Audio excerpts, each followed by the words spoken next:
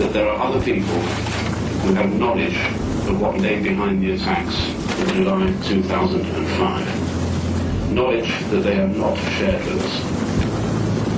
In fact, I don't only believe it, I know it for a fact. The official inquiries by the Intelligence and Security Committee, or ISC, have been a farce.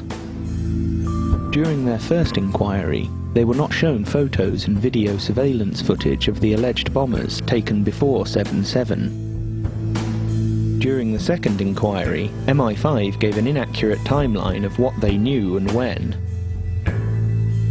The fact is that MI5 knew a lot more about the alleged bombers than they told the ISC. The ISC concludes that MI5 and the police cannot be criticised for the actions and decisions they took in 2004 and 5, even if there were, with hindsight, quote, missed opportunities. The victims' families say the reports are whitewash. Some sensitive material is censored. The breakdown of communication between MI5 and the police is not properly dealt with. And the claim that the Saudis warned the UK in advance of 7/7 is completely redacted. These missed opportunities had the effect of concealing the relationships between the alleged bombers and several other significant people.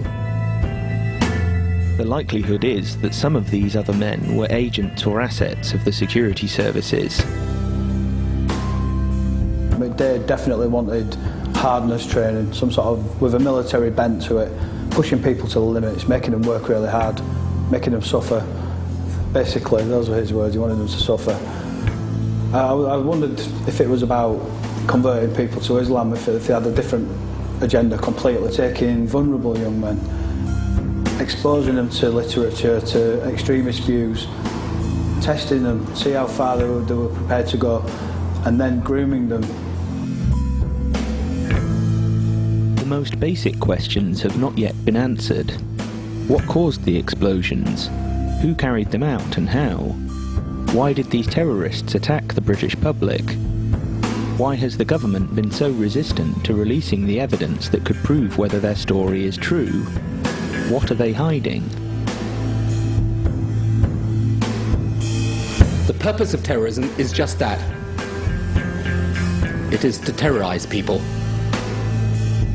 Atrocities such as these simply reinforce our sense of community. Despite the diligent efforts of independent researchers and campaigners, we may never get the answers to these questions. J7 Freedom of Information requests have been blocked or delayed, and successive governments have refused to reopen the police investigation or hold an independent inquiry. But the only way we can get answers is to press for further investigation and inquiry, and to do it ourselves. The 7/7 inquests did not even answer the questions that they were legally obliged to answer, let alone those submitted by July 7th truth campaigners. Even after the July 7th inquests into the deaths of the 52 victims, many of the families of the victims feel that their questions have been avoided and ignored. The evidence that we've got today in this report, I think, really causes a lot more questions to be asked than it answers. They've had 5 years to prepare for this. They must have known that something like this was going to happen. They had 5 years to look at their documentation, get it in order, and produce it when required. And it appears to me that they stalled on it. I wasn't happy with the performance of the security services. The security services don't want to have any blame. They don't want to say if they made an apology, it meant that they were guilty of something. And if they are guilty of something, it meant that somebody is to blame. And nobody wants to be blamed. So 7/7 is to be forgotten.